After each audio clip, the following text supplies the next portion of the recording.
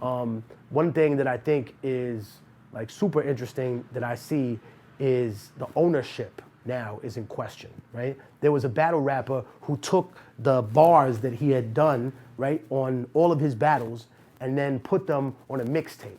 You know, similar to where other battle rappers or people who have success in that have taken some of their bars from this battle or that and then just throw it in there.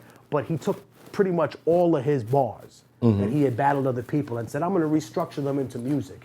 And my question now is, and something I push to the battle rappers, and I want to definitely leave it at the foot of this community as well, who has the ownership of that, right? Who would they pay the royalties to? It certainly wouldn't be the battler, would it? Even though he's entitled to those royalties, because it's his composition. But technically, didn't he sign away the right to those battles? For example, when he signed it to that company, to YouTube, in other words, they've licensed the master from him for an unspecified period of time, which means technically, like, I'll give you an example.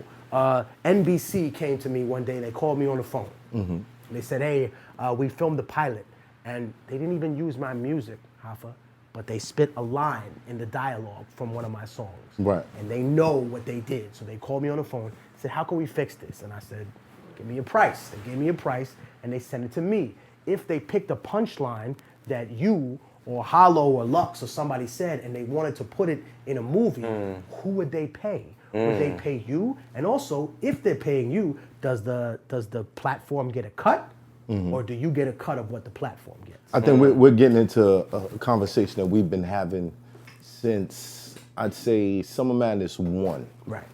On the intellectual property, like who owns what we actually write.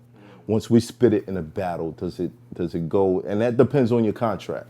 And I think a lot of battle rappers should be reading their contracts to find out like what it is.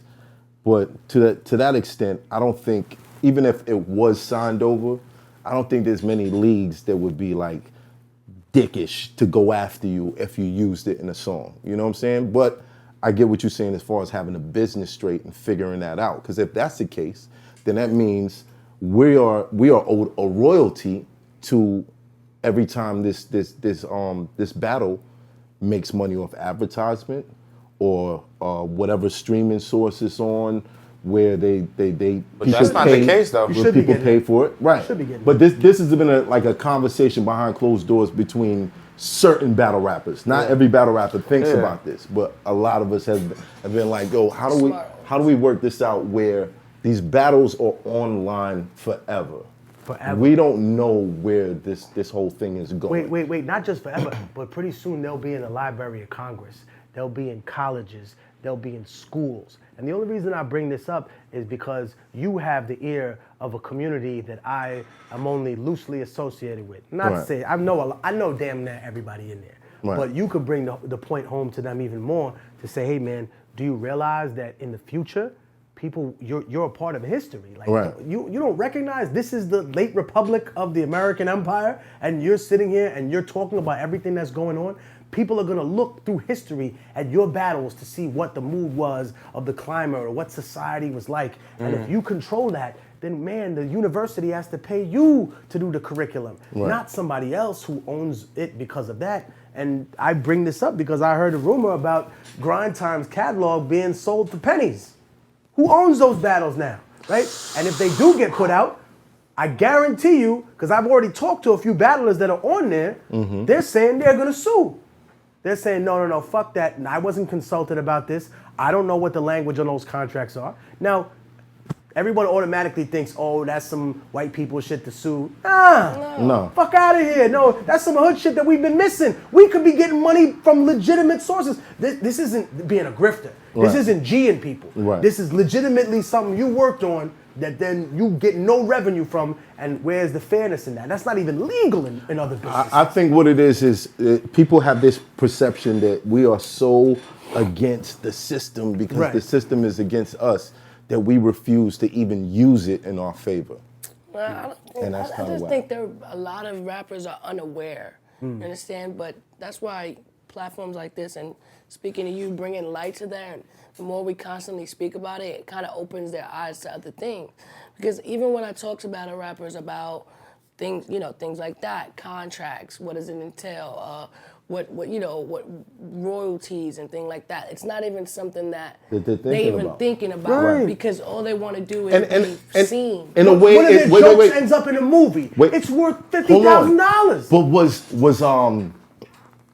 was Kool Moe Dee thinking about that when was LL Cool J sitting around saying like what's gonna happen 50 years from now? You know what I'm saying? Like it's kind of like where battle rap is. We're in that space where this thing is so new, people don't really understand what it means. And that's the difference, I think, between the way that you saw companies interact with, for example, Run DMC when the culture was new. They made a song called My Adidas, and then they got paid $50,000 or $100,000 afterwards. Whereas you have the evolution of that, where Jay came and said, "Hey, I'll put your name in here, but I need you to break bread first, right? Because I can put someone else's name in here. That's and a fact. Come and say, pay me first for what I'm doing as opposed to this." So you're right. There should be definitely some looking into the contract, but also an understanding of there got to be a time limit for all these things to revert back to the artists themselves, right?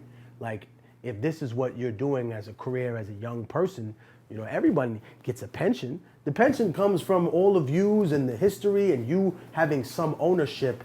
I'm not saying if you got paid and they paying you for everything, like I remind people, the industry is grimy because people don't pay attention to what's being paid for. Like I know people who are managers and they'll say, how can someone be someone's manager and take 40 or 50%? And I say, well, hold on. If someone's paying for the studio time, they paying for the beats, they paying for everything, they giving you a stipend to live, they paying your rent, then obviously they made it possible for you to be able to do the percentages go up with responsibilities. Right. If you want nothing from them, if you want nothing from a label, if you write a book, kids, and you don't take no upfront, it's just like the rap game. You don't take no upfront money, you can make $4 or $5 a book.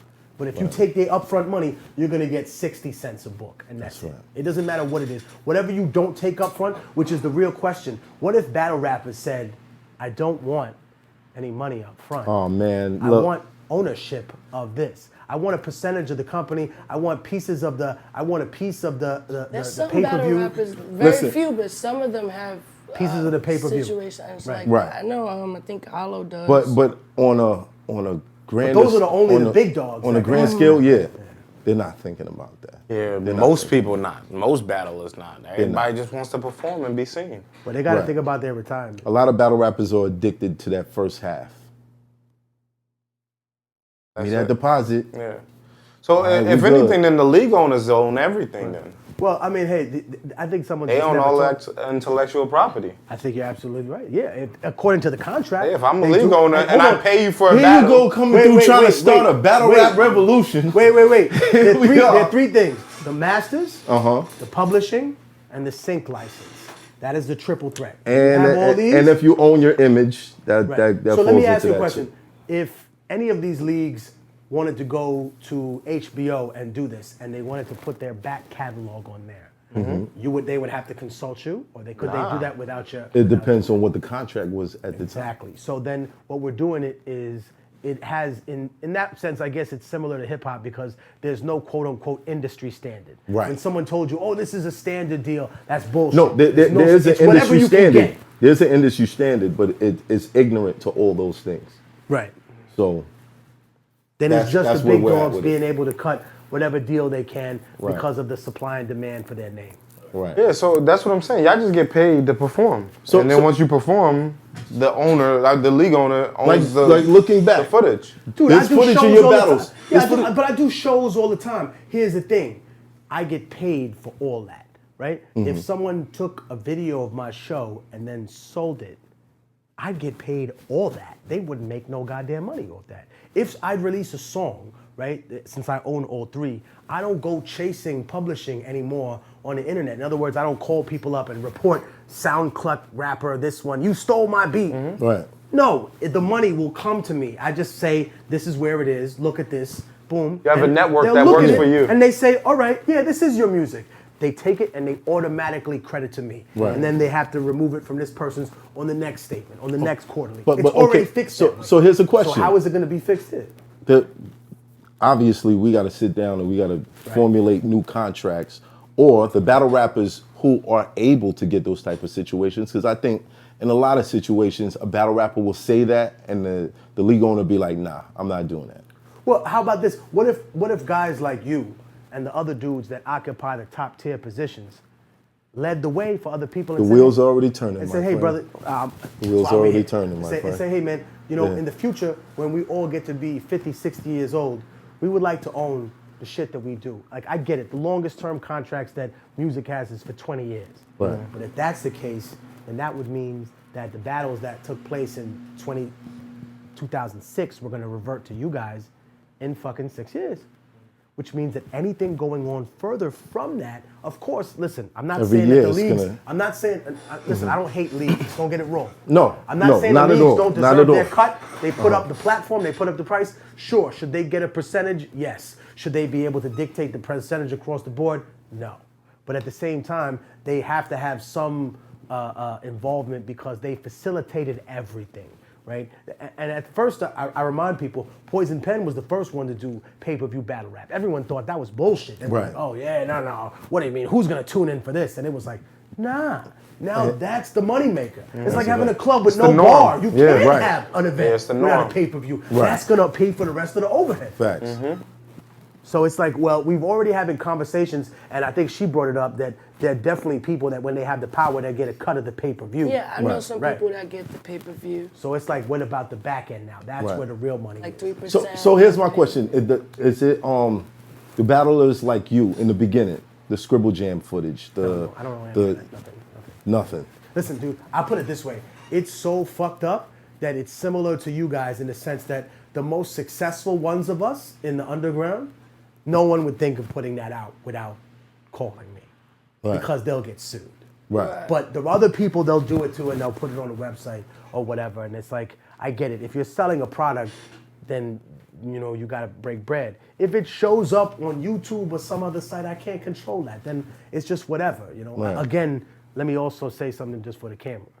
I was a person that encouraged people to download my music for free, because I was always of the mind that the message was important to me, and if people wanted to support me, they would anyway. And that's actually been incredibly successful. People that downloaded the record for free said to themselves, you know what? I liked it. He was saying download it for free, and he said if I liked it, I should buy it for someone I love. Right. Cool. So it's a #1 gift every fucking year. Yeah. Every Christmas we get a bump in the fucking thing. But I tell people, hey man, just steal it. It is what it is. Yeah. Right. But when it comes to my artwork and corporations doing that and meticulously making millions of dollars on it, like in other words, I say that to fans, but it's obviously a different attitude if I caught somebody like in a plant Actually making money off of it. them and being like, yeah, here we go. Yeah. Like T-shirts outside a concert. See, that is a lie, though. You know what I'm saying? Thank you for bringing that up. It's hot for trapper turn smack rapper. Only smack rapper that you know is smack rappers. Got bars I can hang with the backpackers. Trap star, I don't hang with the backpackers. I'm in the hood with the work, you heard. Making fiends leave earth, you heard. Got your baby mama thirst, you heard. Feel the flow, nigga, throw it in reverse. This the wave you need to surf, you heard. Told Jim I need a bomb I could drop on you niggas.